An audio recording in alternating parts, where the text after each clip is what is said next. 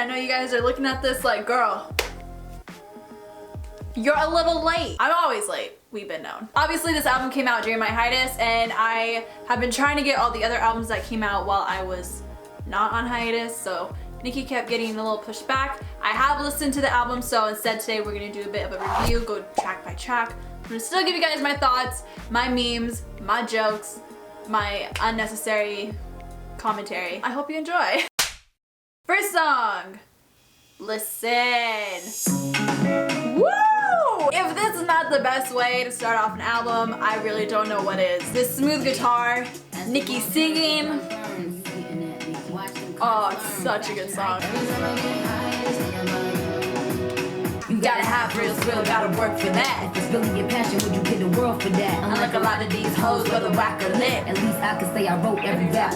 The thing is, with this being the first track on the album, it really sets up the tone of, hey guys, in case you forgot, I'm still that bitch. It also sets up the whole concept of her talking about that she has gotten to where she's at because she works hard. She doesn't need a man to do it for her. She doesn't need anyone else to do it for her. She has gotten here from hard work, determination, and just being really good to her fans. The only thing with this song is it makes me feel like I need to get off my ass and I need to do something, you know? Damn, Nicki, you right. Okay, I'll do that. Majesty. Honestly, for me, this song is a bit of a grower. It's kind of one of those songs like, I know the more I listen to it, the more I'll grow to it, but I'm featherweight, I used to medicate until I get a fucking bellyache, and now I'm finna step on the pedal. Don't wanna ever break, I wanna accelerate to a level that I can elevate. I'm in it with the pen, I'll make the motherfucking. I never want to do Nicki dirty ever in my entire life. Like, the way that she comes after all these powerful men, that's some queen shit, okay? Drake with the 100 million, always buying me shit, but I don't know if the pussy wet or if he crying and shit. Meek still be in my DMs, I be having to duck him. I used to pray for times like this. Face ass when I fuck him. Surprise, bitch. I bet you thought you'd seen the last of me. Used to fuck with young thug, I ain't addressing this shit. Caught him in my dressing room, still in dresses. Okay, but like, can we address that?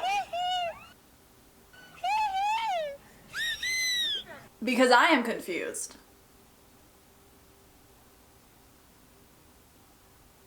This is one of the whole anthems of this album. Keyword being one of. New stupid, this 250 on my arm. I like money more. Can't relate. Maybe like 250? Like $2.50? If your girl don't get it, pop and put me on your wish list. I know Lil Wayne is like a legend and everything, and I'm totally gonna get hated for this. This is fine, but when he has like the really auto-tuned verses, I can't listen to him because sonically it is just so not pleasing to me. However, this was bomb. Work hard just to get half back. Work hard just to get half back. This line in particular always has me weak. Anything with Nicki in it, they gon' pop it off. Tell me 5 features Nicki has done that didn't pop off. She has that legacy of just being a good feature rapper. Every time that I see a song that has her as a feature, I get excited because I know it's gonna be good.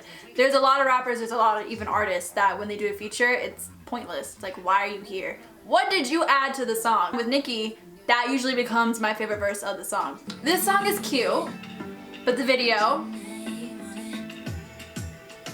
not my favorite. I get it's more of a promotional song, music video, rather it being a single, so obviously the budget's not gonna be there.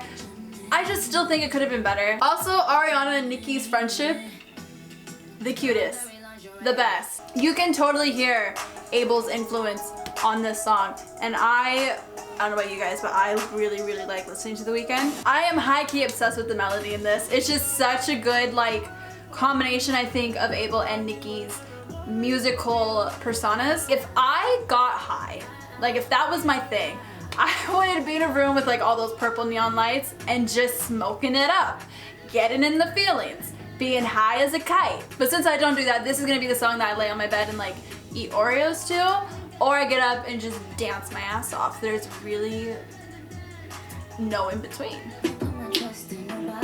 So when it comes to this song, I think it's a really good transitional track. It's kind of shifting the message a little bit. I think if it was any shorter or if it was any longer, it would definitely have become a major skip for me. I think it is the perfect length for this track. And this whole verse, because it's been a minute since I trusted somebody, because I don't ever put my trust in nobody. I hate to picture you out fucking somebody, so I don't ever put my trust in nobody. It reminds me so much of somebody else from the 1975. Just the whole play on words of body and the different ways that you can use it within your lyrics. If you don't know Somebody Else by the 1975, please educate yourself. Probably one of the greatest songs ever to be written. Just saying. I'm me. I'm Barbie driven. Barbie driven. Anyway, I can see this song being a bit of a skip for a lot of people. I think personally this is more of like a cruising kind of song. You know, when it's at night, everybody's on Snapchat, and it's just the road, and you hear the music in the background. This is that song. In the middle of Queen right now, thinking, I see why she called this shit Queen.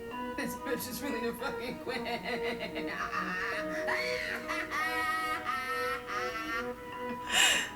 That's the Nicki. I love my fans, I love you so much. I love you, girl. That's the Nicki I know and love, okay? She is crazy. She intimidates the hell out of me, but I love her. All right, and then this bad bitch. Oh, Lord. Like I'm signed by the rock. Ain't pushing out his baby silly by the rock. Hey, yo, I've been hard. They need rappers like me. So they can get on their fucking keyboards and make me the bad guy, Chun Li. There was not a 2-month period where I could go on my timeline and not see that. Like in some way or form. And wait, I never really understood how deep that verse went until the whole album stuff happened with Nicki. Granted, everything she says and she does, I don't necessarily agree with, but I do see where she's coming from. I don't know what it is with the media. They just love to have their stereotypical angry black woman narrative. And it's just like, I'm over it. You know what I mean? I'm done. It's old, it's gross, it's tired. I get why she was upset. Do I agree with her completely flying off the handle and going off about it? Not necessarily. I think she could have totally brought it up in a different way. But did it give us our iconic To Freedom? Yes. To freedom! And will I let that meme die?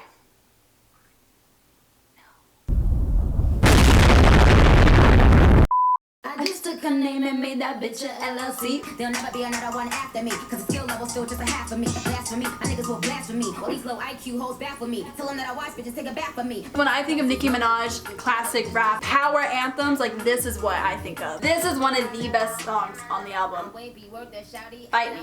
You can't. This is 100% DJ Khaled's least favorite song. And if he actually had listened to the album, instead of tweeting about it just to get clout or seem cool, he would have tweeted that instead. You know? Not trying to shame him into anything, like you like what you like, you don't like what you don't. But how are you gonna expect and no.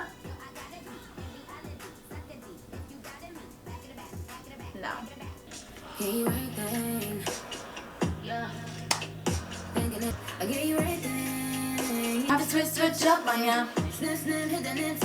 This song 100% explores a different side of what being a queen is. It's more vulnerable, it's more personal. Because sometimes being a queen means knowing what is good for you, knowing your worth, and having to do what you have to do to protect your happiness. And if that means you gotta cut people out, you gotta do a little nip tuck here and there.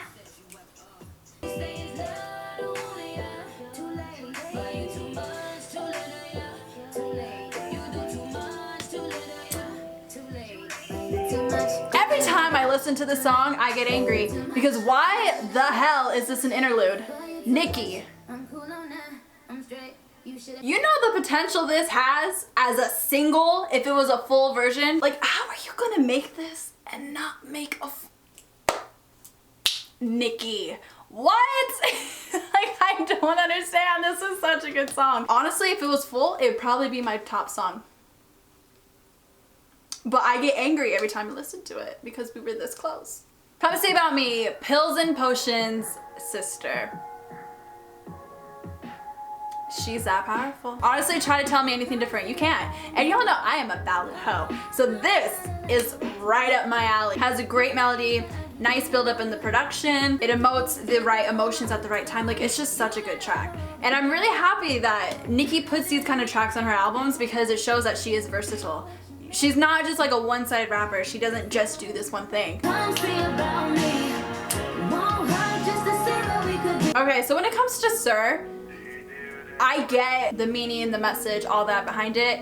sonically, it's just so not pleasing to me. After the second verse, I don't even think sir is a real word. Like, don't get me wrong, I really do like the production, but just the sir, I can't do it. It's too much for me. If anything, I feel like sir should have been an interlude, and too little, too late, too lit, too late. Interlude should have been the full song. I feel like they needed to switch. I don't know, I would love to hear your opinions on this track. Please let me know in the comments down below if I'm crazy or not.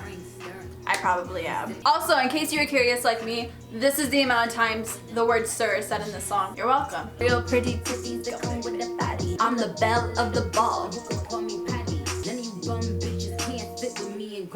That's it. That's a tweet. That's it. You can't sit with us! Honestly, this is a track that I'm gonna get halfway and then skip. I'll hear the first part, get the gist of it, and then go on. This probably could have been another one that could have been a bit of an interlude or just a shorter track. The real showstopper for me is not even this song, it's just the way that it transitions into the next.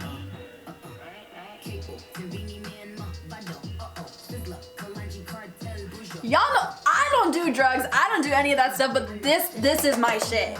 This is what gets me high. This is what does it for me. Nicki did that for me, okay? Like, the first time I was listening to this album, if I hadn't looked down, I wouldn't have known that the song switched.